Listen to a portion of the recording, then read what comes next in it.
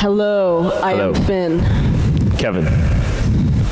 Today we learned. We did the following. We gave you a structure where we had a 4/8 sequence. It was a send out, swing out. Before we did that structure, we revisited our little circle, not to bring it back.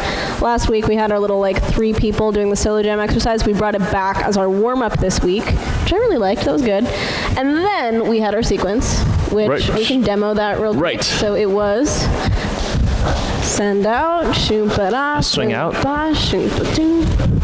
a 6-count circle, and a tuck turn,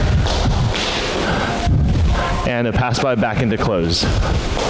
And we repeated this pattern a bunch of times with different instructions. So the goal of this is this structure, we want it to act as like a base for other things to happen on top. So you know I'm going to be doing these movements in this sequence. I don't have to worry about that, and everything else is extra.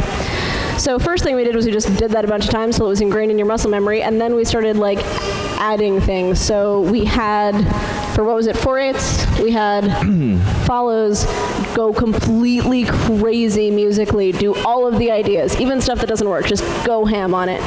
And then for the next 4/8s, the leaders would do all the ideas you possibly had, just throw them out there.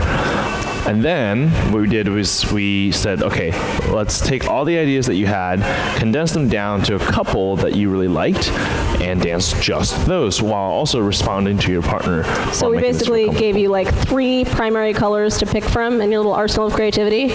And aside from that, you're being inspired by watching your partner. The things that we really talked about were observing your partner and dancing with them, as opposed to disconnecting, getting distracted with your own stuff.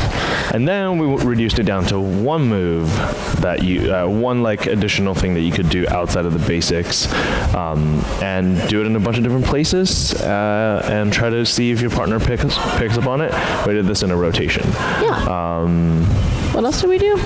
And and we give you some examples, things to think about. How to connect with your partner when you guys are disconnected. Yeah. So if you were doing a 6-count thing that needs to end